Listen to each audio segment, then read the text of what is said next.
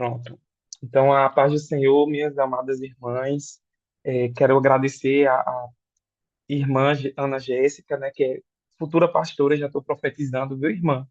Também, eu sei que é seu ministério, é seu chamado também, e com certeza Deus vai lhe honrar no tempo certo, e você vai receber o título, né?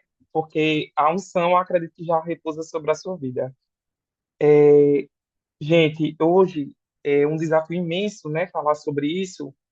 E com certeza o mundo espiritual agora está em guerra para as informações que a gente vai compartilhar aqui, porque é algo assim que com certeza é a primeira camada que a gente precisa vestir, né? Assim, que é a humildade, a camada do que Jesus ele falou, né? Que é inclusive uma das armaduras, que é a sandália do Evangelho da preparação. Então tem tudo a ver com o que eu vou falar. Quando eu falo de sandália, quando eu falo de é, vestir o que a gente vai vestir hoje, fala sobre humildade. Então Jesus ele a todo momento que ele passou aqui na Terra, ele serviu como exemplo. Então, hoje, o que vai ser falado aqui tem tudo a ver com essa minha palavra.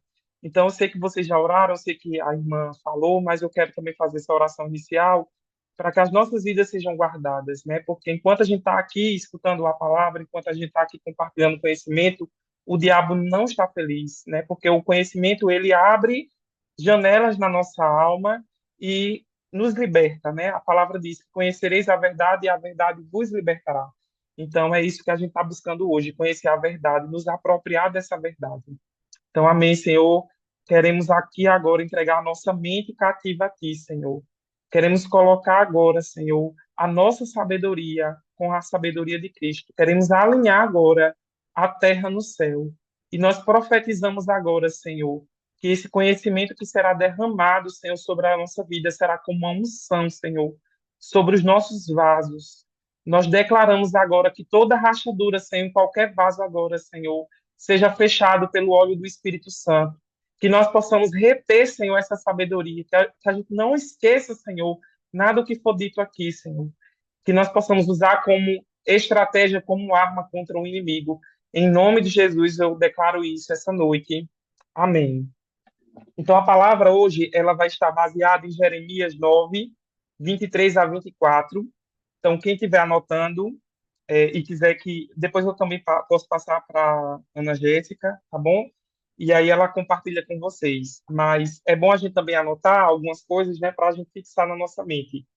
E Jeremias 9, 23 e 24 diz assim: Assim diz o Senhor: Não se glorie o sábio na sua sabedoria, nem o forte na sua força, nem o rico nas suas riquezas. Mas o que se gloriar, glorie-se nisto, em me conhecer e saber que eu sou o Senhor, e faço misericórdia, juízo e justiça na terra, porque destas coisas me agrado, diz o Senhor. Então, esse versículo ele mexeu muito comigo, porque muitas vezes a gente se gloria no que a gente tem, nos recursos que a gente constrói ao longo da nossa vida. Então, na nossa história mesmo, a gente se gloria, né? Do sucesso que a gente tem, de romper algumas barreiras que a gente rompe na nossa vida, mas a Bíblia é bastante clara que o que mais a gente deve se gloriar é em conhecer o Senhor, é conhecer a palavra de Deus, é conhecer o que sai da boca de Deus.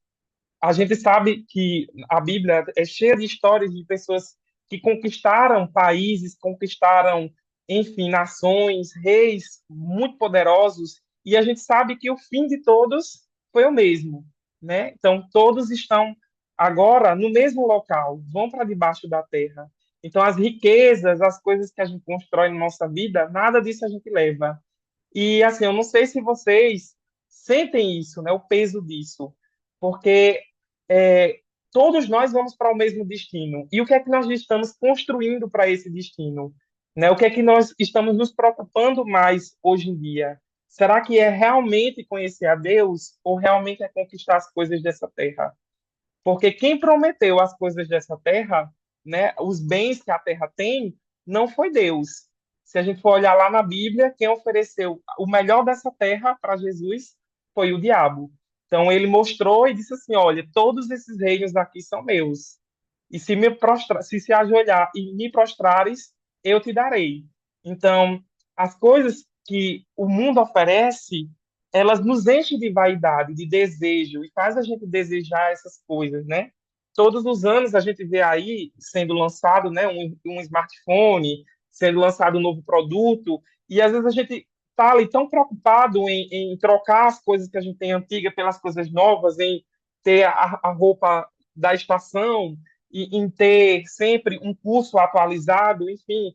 E a gente às vezes esquece de colocar o que é realmente prioridade, né, que é o reino de Deus, a justiça e as demais coisas que a gente pode encontrar, assim, Deus vai acrescentando na nossa vida, né? O principal não é isto. E eu pesquisando um pouco sobre o orgulho, né, o significado do orgulho, eu percebi uma coisa, que a Bíblia ela se refere poucas vezes ao que a palavra orgulho significa no lado positivo, né, que é sentir satisfação com o seu valor próprio, o amor próprio, enfim. Então a Bíblia se refere poucas vezes a orgulho como algo positivo. A maioria das vezes é como algo negativo, como sinônimo de arrogância, de soberba.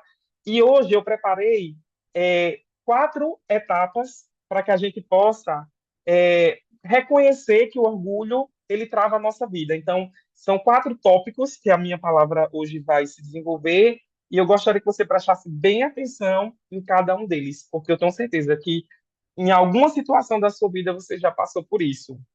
E o primeiro tópico, para começar logo, é esse aqui. O orgulho impede as pessoas de reconhecer que precisam de Deus. Então, aqui é uma palavra que muitas vezes as pessoas que ainda não se converteram passam por isso. E realmente, a gente, quando ainda não conhece a palavra, quando a gente ainda não conhece o poder, a graça de Deus, a gente vive uma vida, de certa forma, perdido nesse sentido, né, de saber o valor que tem a nossa salvação.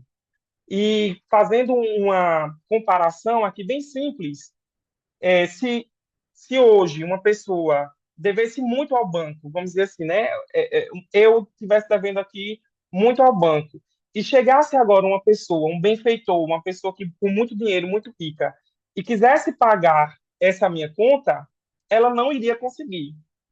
Por que ela não iria conseguir? Eu quero mostrar para vocês que para você pagar uma conta em um banco, existe um acordo que só quem é interessado nesse acordo é você e o banco.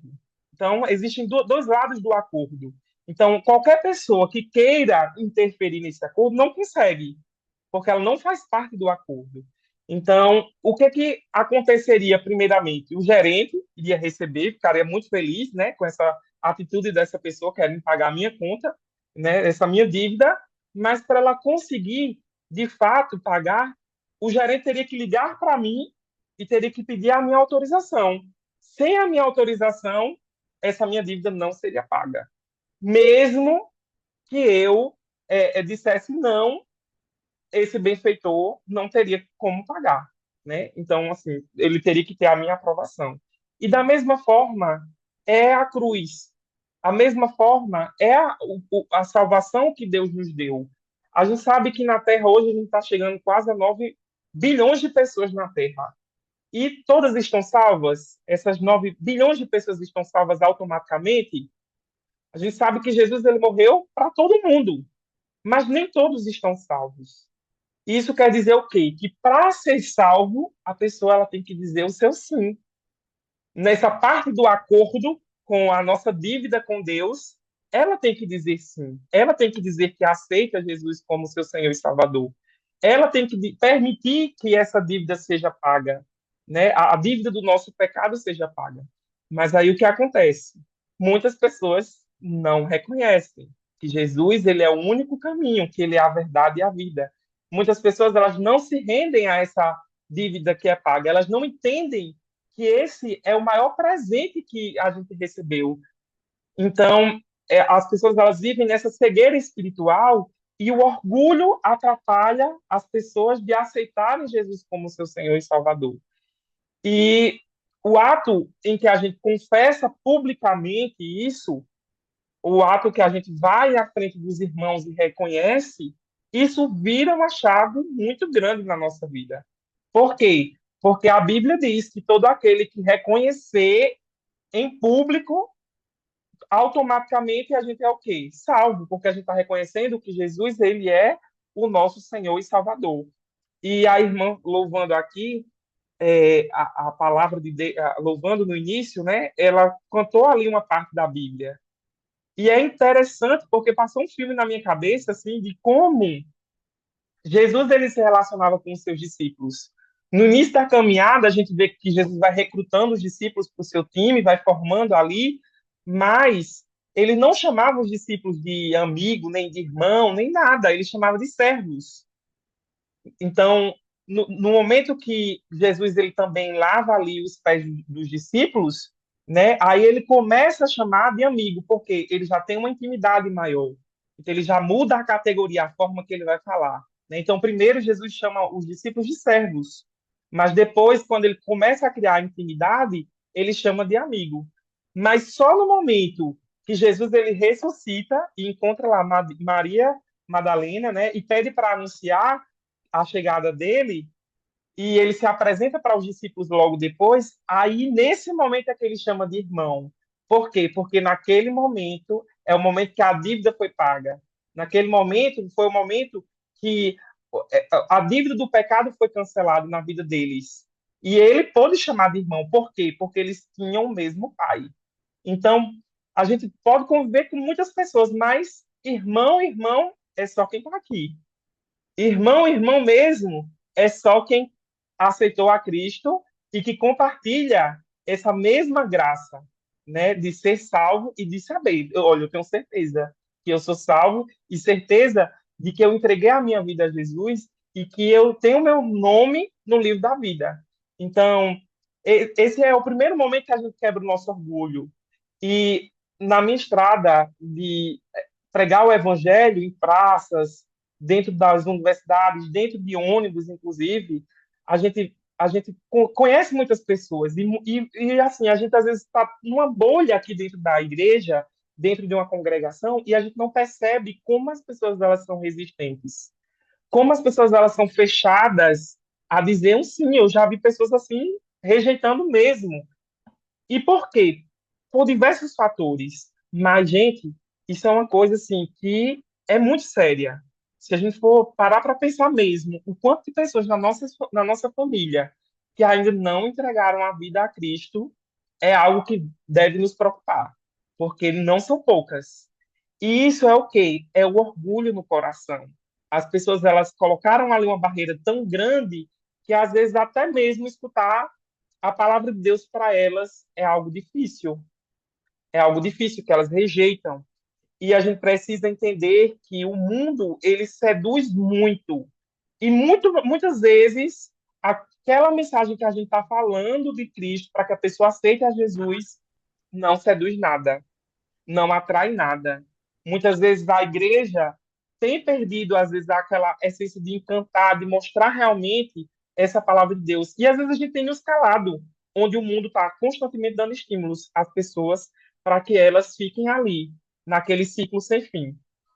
E terminei agora o meu primeiro tópico, tá bom, gente? Que é reconhecer que nós precisamos de Deus, que é reconhecer que nós precisamos aceitar Jesus como nosso Senhor e Salvador. E agora eu vou para o segundo tópico, que é o tópico que fala o seguinte: o orgulho escraviza o ser humano no pecado. Tudo bem, nós aceitamos ali Jesus como nosso Senhor e Salvador, nós reconhecemos Ele e nós estamos salvos porque a gente confessou publicamente, mas o pecado, ele não sai rapidamente da nossa vida. Os vícios que a gente tem, a forma que a gente interage com o mundo, muitas vezes, não de forma imediata, não sai eu vou chamar de pastora, tá? Como a pastora Ana Jéssica estava falando no início antes da minha palavra. Ela estava dizendo que tem coisas que a gente diariamente precisa vencer. Como cristão, a gente às vezes é antigo, mas quando a gente percebe, a gente ainda está pecando. E esse orgulho, muitas vezes, nos escraviza no pecado. Mesmo estando salvo, a gente ainda é refém de uma vaidade, é refém ainda da aparência. E muitas vezes é isso mesmo, a gente está na igreja, mas a gente quer viver uma vida de aparência, a gente quer esconder o nosso pecado, a gente quer mostrar para as outras pessoas que a gente é um super crente, que a gente lê a palavra todos os dias, que a gente faz oração, que a gente faz jejum, mas a gente não quer mostrar aquela face oculta para as pessoas do que a gente realmente vive no nosso dia a dia. Imagina se eu colocasse aqui alguém da tua família para dar um testemunho de você hoje, agora. Será que esse testemunho seu seria algo positivo? Porque quem mais nos conhece não são as pessoas da igreja, não são as pessoas que estão aqui, é quem convive com você. Essas pessoas são as primeiras a dizer: mas você não é crente, mas você não é da igreja, mas você não prega o evangelho. E aí o que acontece? Isso nos confronta. E realmente a gente precisa ser exemplo, porque a gente é a Bíblia que as pessoas não leem. A gente é essa Bíblia. E eu preciso ser essa Bíblia todos os dias. Então, que testemunho eu estou dando para as pessoas ao meu redor? Como é que essas pessoas elas vão se convencer de que o Evangelho realmente salva se eu não estou sendo esse exemplo dentro da minha casa? Se eu não estou sendo exemplo para as pessoas no meu trabalho? E olha que eu já conheci muitas pessoas que estudaram comigo ou que trabalharam comigo, que disseram que eram crentes, mas que mentem, mas que tem muitas coisas ali que o caráter realmente não é, vamos dizer assim, um caráter provado. Não é um caráter que realmente está de acordo com a palavra de Deus. Então, é algo que a gente precisa todos os dias confrontar-se a nós mesmos, né? Será que meu caráter tem alguma falha ainda? Então, questões de caráter, a gente precisa realmente nos vigiar, mas também nos preocupar. Por quê? Porque se eu não tiver todos os dias o meu caráter provado e ali, de acordo com a palavra de Deus, a gente não consegue ser essa Bíblia que as pessoas não leem. Então, outra coisa que eu quero mostrar para vocês, às vezes o orgulho impede que a gente mude a nossa cultura. E coisas simples, às vezes nos rouba o nosso tempo, rouba a nossa adoração. E eu quero falar aqui para vocês que o orgulho nos impede muitas vezes da gente estar ali mais próximo de Deus, porque a gente está ali gastando muito tempo com as redes sociais, a gente está ali muito tempo escutando músicas que não agradam a Deus, que falam coisas que não estão de acordo com a palavra de Deus. E a gente sabe que tudo que não é adoração a Deus está adorando outra coisa, que não é a Deus. E, às vezes, a música, a gente sabe, ela vai roubar a adoração e vai roubar o nosso tempo e vai roubar as coisas que a gente vive. E eu não vou mentir para vocês. As músicas que o mundo cria são, às vezes, para as pessoas que estão no mundo, mais atrativas, inclusive, porque a melodia é mais rebuscada, porque eles trabalham mais intensamente. Então, a gente vive uma guerra, inclusive, na nossa vida, de cultura mesmo. Então, para quem está saindo do mundo e entrando numa vida cristã, é o primeiro desafio que eles enfrentam, né? A questão da música. Então, eu queria frisar isso porque as pessoas elas vivem essa vida de encantamento e esse encantamento ele precisa cair por terra, ele precisa desaparecer, a gente precisa viver o que realmente a gente foi chamado para viver, uma vida consagrada, uma vida liberta, uma vida onde a gente não é preso às coisas desse mundo. E eu quero agora entrar no tópico 3 com vocês. Eu estou indo muito rápido, não, né, gente? Alguém me dá um retorno, um feedback, só para não ficar falando. Tá tudo bem até aqui? Posso prosseguir? Pronto, ok. Ok, pastora. Vamos lá. O terceiro tópico, ele fala o seguinte: o orgulho resiste à transformação do Espírito Santo. Então, tem tudo a ver com o que eu estava falando anteriormente. Uma pessoa que ela é muito orgulhosa, ela pode ter aceitado Jesus ali. Ela fez a confissão em público. Mas por ela ter este orgulho, não quero mudar os meus hábitos, quero continuar da mesma forma. Isso vai impedir que o Espírito Santo a convença do seu pecado. Porque, primeiramente, o Espírito Santo ele trabalha convencendo o homem do seu pecado, né? Então, esse momento de transformação, ele só é possível quando a gente começa a deixar nos moldar. Então, quando a gente confessa os nossos pecados, a gente sabe que ele é fiel e justo para nos perdoar. e a gente vai começar a ser limpo. Mas no momento que eu não deixo o meu caráter ser transformado pelo Espírito Santo, eu vou continuar dia após dia da mesma forma. Então, todos os dias eu preciso perguntar ao Espírito Santo, o que eu estou precisando melhorar hoje? Quais são as palavras que eu tenho usado no meu vocabulário que não tem te agradado? E aí você vai começar a levar um choque, porque é um choque realmente. Quando a gente começa a ter uma vida de santificação e uma vida tratada pelo Espírito Santo, qualquer coisa é um choque para um cristão, no sentido do que o mundo oferece.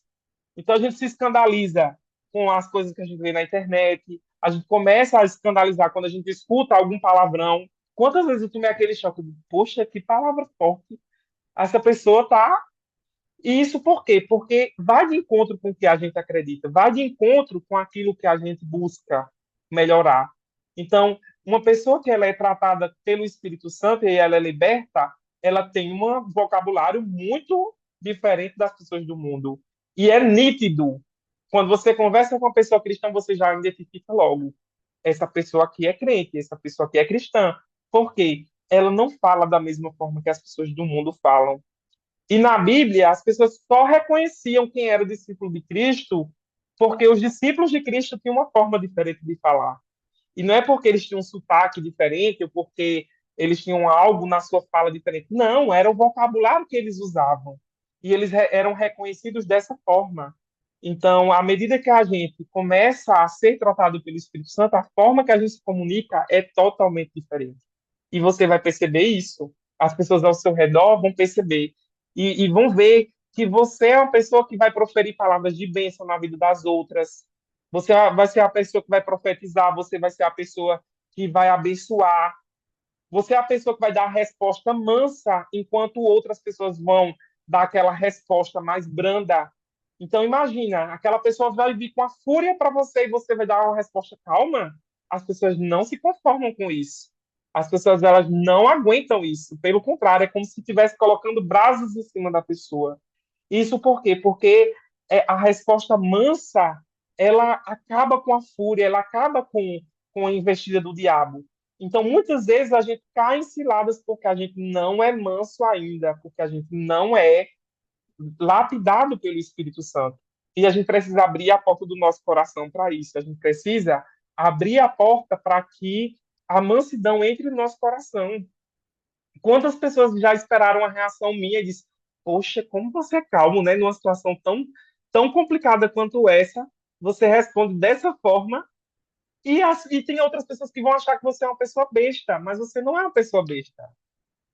Você é uma pessoa besta para quem é do mundo, mas para o reino de Deus, você é uma pessoa esperta. Porque imagina quantas pessoas hoje morrem no trânsito, quantas pessoas hoje acabam caindo ali em intrigas dentro de famílias, porque não usa a sabedoria, porque não usa a mansidão. E a gente precisa ser manso sim. Quantos casamentos hoje acabam porque é chumbo trocado? E as pessoas usam esse argumento, chumbo trocado não dói. Então, se eu aqui recebi algo negativo, eu vou fazer pior. E não é assim no reino de Deus que a gente aprende. A gente tem que dar a segunda milha, a gente tem que dar a nossa a segunda face, porque é dessa forma que o reino de Deus funciona. Então, isso vai de contramão a tudo que as pessoas no mundo hoje pregam, né? Então, assim que eu saí da universidade e eu entrei para dar aula, eu levei um choque muitas vezes, porque eu falava uma coisa, às vezes o aluno falava duas. E eu digo, meu Deus do céu, quem é que ensina isso desde cedo? São os pais, muitas vezes, que já ensinam dessa forma, que o aluno tem que rebater, que tem que dar resposta. E a gente vê isso dentro da sala de aula, como os alunos já se comportam desde cedo, desde ali, a educação infantil, anos iniciais, a gente já percebe esse comportamento, e esse comportamento eles não entendem que fere a autoridade dentro da sala de aula, que está desrespeitando uma figura de autoridade. E às vezes a gente está vivendo assim, eu fazia isso com o meu professor, fazia isso com o meu pai, e às vezes eu me rebelo contra o meu líder na igreja, e isso acontece muito. E é um comportamento que a gente observa que é satânico mesmo. Porque quem se rebelava contra a autoridade? O próprio diabo, o próprio Lúcifer. Ele foi o primeiro a se rebelar contra Deus. Então, esse comportamento de rebelião, afrontar uma figura de autoridade, é do próprio diabo. E a Bíblia diz que nenhuma autoridade foi imposta sem a autorização de Deus. Então, Deus é que permite. Se hoje a gente tem esse presidente aqui no Brasil, a gente precisa respeitar, por mais que a gente não concorde, né? Eu não queria entrar assim para a área da política, mas é para vocês terem esse entendimento, que isso não me dá direito de ficar desrespeitando, de fazer xingamentos, de fazer coisas que ferem a dignidade. Por quê? Porque foi uma figura, por mais que eu não concorde, mas eu preciso respeitar. Por mais que eu não concorde com os meus pais hoje na minha casa, eu preciso respeitar. Então, é uma coisa que o mundo prega contra, mas que a gente aprende totalmente diferente dos princípios, como é os princípios na igreja. Então, a gente já percebe que quem não honra as figuras de autoridade, já está ferindo ali as leis, mas também tem consequências. A gente já vê lá nos Dez Mandamentos uma consequência para quem não cumpre o ato de honrar pai e mãe. Então, quem honra tem vida prolongada na terra. Quem desonra não tem vida prolongada na terra. Então, isso é nítido hoje. Quantos jovens, e principalmente homens, a gente vê isso mais no grupo masculino, viu? Quantos homens hoje têm morrido precocemente na adolescência, no início da vida adulta, e quando a gente vai olhar o histórico, são filhos que não honram pais. Porque o pai diz: olha, não sai tal hora de casa, fica em casa. E aí o filho vai lá e desobedece. Olha, não anda com fulano. E aí o filho vai lá e anda. Não se relaciona com ciclano. E assim vai acontecendo. Então, é um sistema que as pessoas não percebem, mas que está completamente ligado ao mundo espiritual. E que a falta de honra produz o quê? Uma consequência seríssima, que é a vida sendo encurtada na terra. E às vezes a pessoa diz: não, é porque é uma maldição na minha família. Não é. É uma consequência do pecado. E não tem nada a ver, às vezes, com acontecimentos assim. Enfim, então a gente precisa vigiar muito nisso, entendeu? Enfim, vamos continuar. Quero ir já para o quarto ponto. O quarto ponto é o seguinte: o tópico. O orgulho abre portas para a queda espiritual. A gente vê lá na Bíblia, né, que o orgulho precede a queda. Então a gente precisa entender esse ponto que é muito sério. Às vezes a gente está ali todos os dias. Ah, eu leio a palavra, a Bíblia, eu faço oração, eu sou muito religioso, eu sigo muito. Às vezes você virou um fariseu dentro da igreja, né? Um escriba, um fariseu. E o que acontece? Qual é o perigo disso? Que foi a mesma coisa que os discípulos não, aqueles profetas, aqueles fariseus, enfim, tiveram o maior confronto com Jesus. É que eles tinham tanta cegueira espiritual, mas por causa das rotinas, daquilo que eles viviam de forma intensa, de jejuar, enfim, que eles acabavam não vendo o que realmente importava. Eles não tinham a visão aberta e o ouvido aberto para o que realmente João Batista falava, para o que realmente Jesus pregava. Então, às vezes a gente precisa se preocupar nesse quesito. Por quê? Porque às vezes a gente se torna tão espiritual que às vezes a gente não quer escutar ninguém que é novo convertido. E às vezes a pessoa que é nova convertida, ela tem uma autoridade maior do que a nossa, que está 10 anos na igreja. Porque a gente não tem a sensibilidade de escutar. Então, independente de quem prega, independente do tempo que a pessoa está na igreja, a gente precisa ser humilde a escutar, ser humilde a aprender, ser humilde a conviver com as pessoas diferentes. Então, às vezes, a gente vai fazendo essa acepção de pessoas sem nem conhecer, mas isso tudo é culpa do pecado. E é isso que eu queria me preocupar muito com vocês aqui, porque os mais antigos na igreja acabam criando resistências a muita coisa porque virou um religioso dentro da igreja, um fariseu. E a gente precisa nos proteger disso, porque uma hora, às vezes a gente não percebe que a gente caiu. A gente está ali na queda, às vezes a gente pensa que está ali salvo, mas quando a gente chegar no dia para apresentar as nossas mãos Dizer, Senhor, Senhor, em teu nome pregamos o evangelho, em teu nome curamos enfermo. E ele diz, aparta-te de mim, porque eu não te conheço. E a gente precisa se preocupar muito nisso, porque a gente está em um meio, mas a gente precisa nos confrontar sempre. Poxa, será que eu estou tão assim, que eu estou sendo muito severo comigo mesmo, eu estou muito engessado. Então, às vezes, a gente precisa mudar a nossa posição nesse quesito. O que é que está faltando para mim? Será que eu estou precisando servir mais para quebrar meu orgulho? Será que eu estou precisando? E aí eu vou dizer, gente, uma excelente estratégia agora para a gente ser mais humilde. Quando é que você para de ser um cristão humilde e vira um cristão soberbo, como os fariseus, no momento que a gente começa a ser egoísta e a pensar em nós mesmos? Desde o início da minha palavra, não sei se vocês perceberam, mas eu estou falando de quê? Das pessoas que ainda não conhecem a palavra de Deus, das pessoas que ainda não estão salvas. De 9 milhões de pessoas que a gente tem na humanidade, olha o tanto de gente aí que ainda não aceitou Jesus como nosso Senhor e Salvador. Então, no momento que você não prega a palavra de Deus, que você não acha que precisa ganhar almas, nesse ponto aqui você já caiu. Porque existe ali um mandamento: ide por toda a terra e pregar o evangelho. Enfim, o ide ele é bastante claro e a gente precisa reconhecer isso. Poxa, durante essa semana aqui, para quem eu falei do evangelho?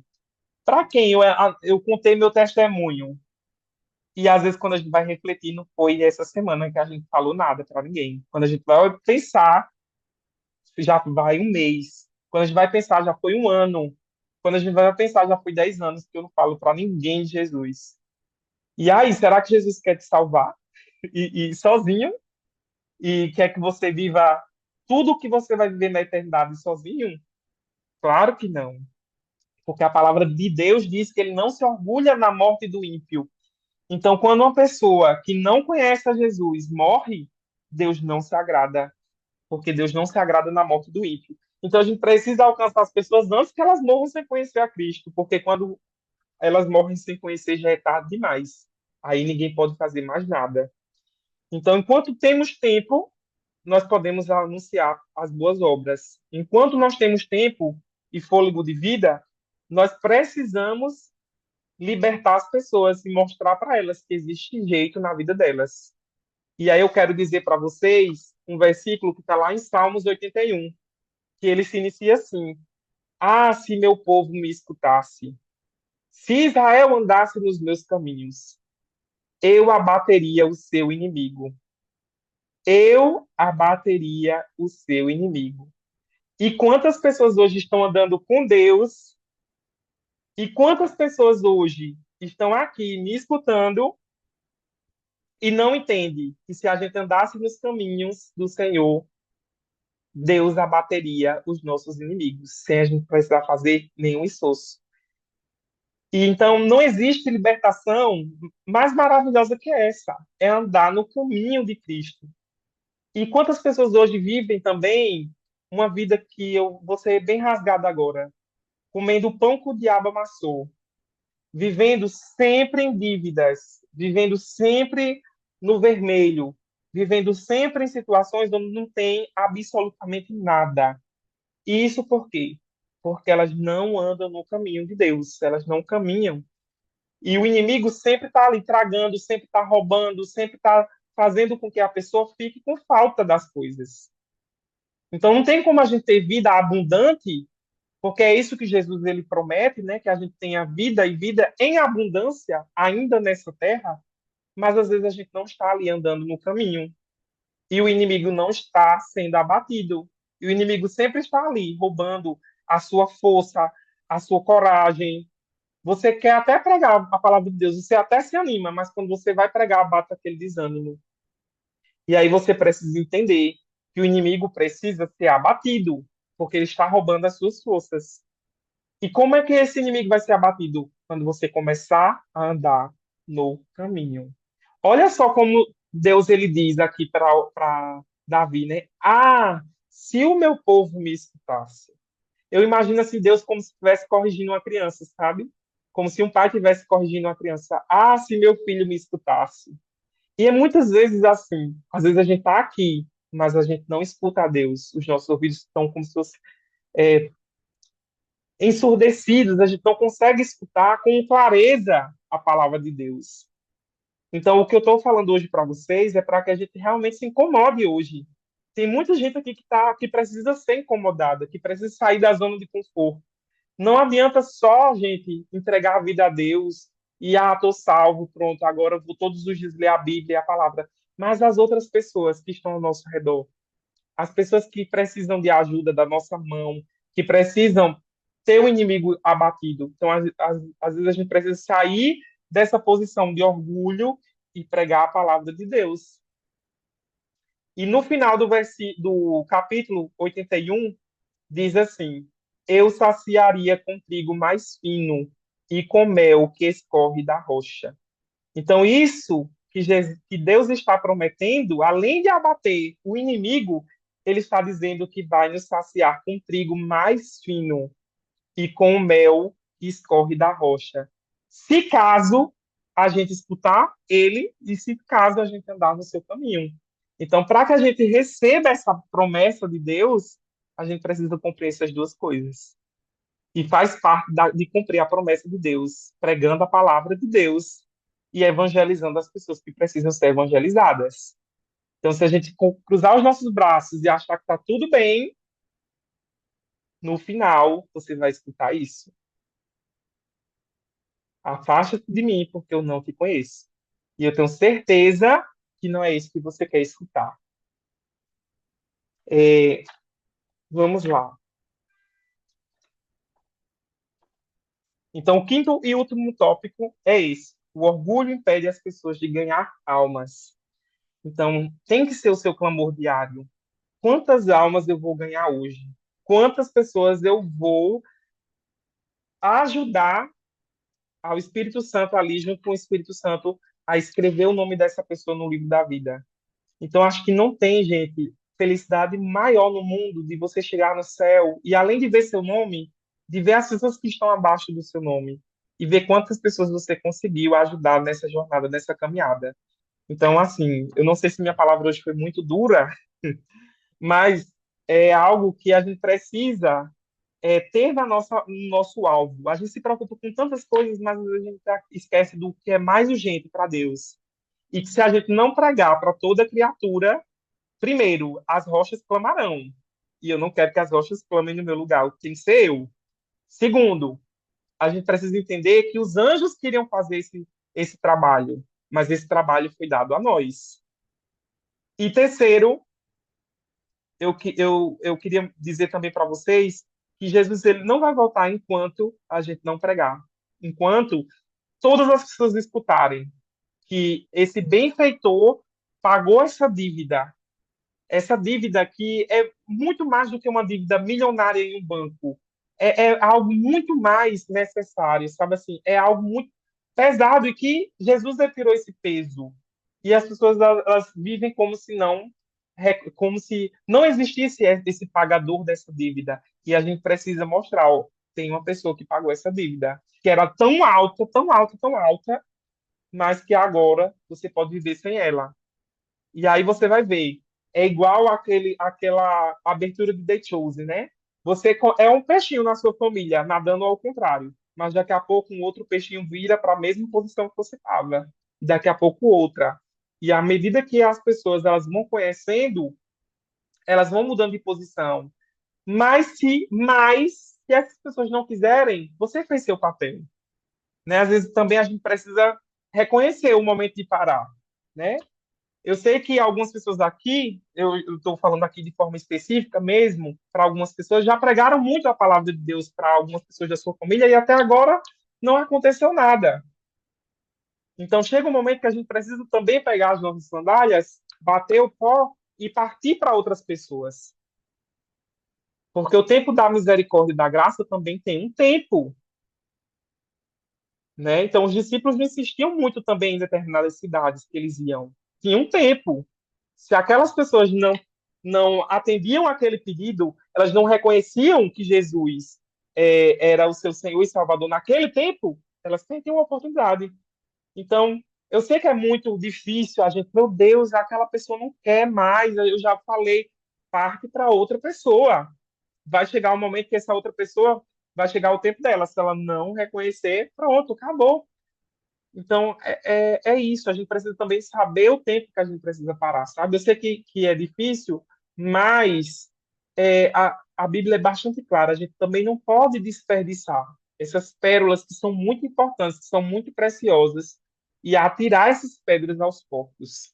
A gente precisa partir para quem realmente vai colher essas pérolas e vai entender que o reino de Deus é muito precioso e que precisa desse reino, precisa aplicar esse reino, precisa viver esse reino. E quando você vê essas pessoas transformadas, você vai dizer assim: valeu a pena gastar meu tempo, valeu a pena sair da minha zona de conforto, sair da minha casa, para atender essa pessoa, para falar das boas, porque você vai ver a transformação na vida delas. Então é isso. Encerrei a minha palavra. Vamos fazer um momento de oração agora para finalizar o momento da palavra, para não ficar só na palavra. Então, Amém. amém, Senhor. Eu posso orar, pastora Pode Ana sim, Jéssica? pode sim. Amém, Senhor. A tua palavra diz que se o meu povo me escutasse, Israel andaria em meus caminhos. Se o meu povo andasse em meus caminhos, o Senhor abateria os inimigos. É isso que diz a tua palavra. E o melhor trigo seria nos dado, e o mel que sai da rocha. Senhor, que hoje nós possamos, Senhor, entender essa palavra. Entender, Senhor, que nós precisamos andar no teu caminho, mas nós precisamos fazer outras pessoas também andar, Senhor. Tem misericórdia, Senhor, da nossa família, Senhor. Tem misericórdia de nós, Senhor, do nosso orgulho. Quantas vezes, Senhor, nós deixamos, Senhor, de pregar para outras pessoas, Senhor, porque a gente fica limitado, Senhor, só olhando para as pessoas da nossa casa. E o tempo às vezes passa, Senhor, e a urgência, Senhor, acaba passando despercebido. Mas o Senhor tem pressa, o Senhor tem pressa, Senhor. O Senhor tem pressa nas suas almas, porque o Senhor não se satisfaz com a morte do ímpio, Senhor. Que hoje nós possamos entender isso. Quantas pessoas estão morrendo hoje, Senhor, no tráfico? Quantas pessoas estão morrendo hoje, Senhor, no trânsito? Quantas pessoas estão morrendo hoje, Senhor, nos leitos de hospital, sem conhecer a tua palavra, Senhor? Tem misericórdia de nós, Senhor, porque nós não saímos do nosso lugar, Senhor.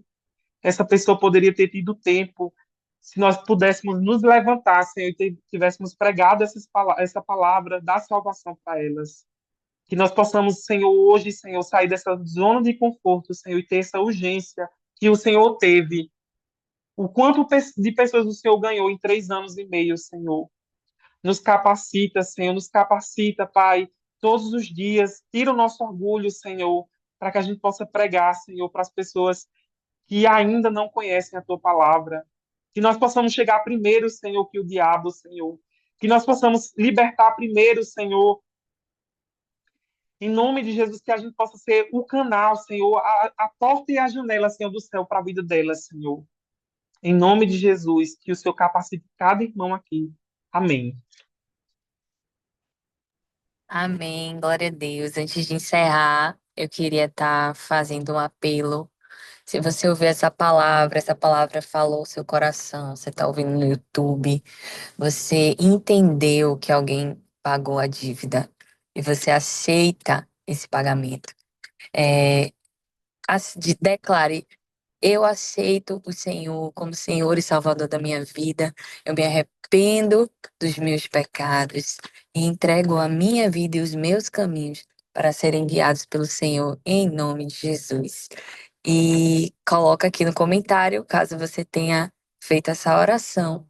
E Deus abençoe a vida de vocês em nome de Jesus.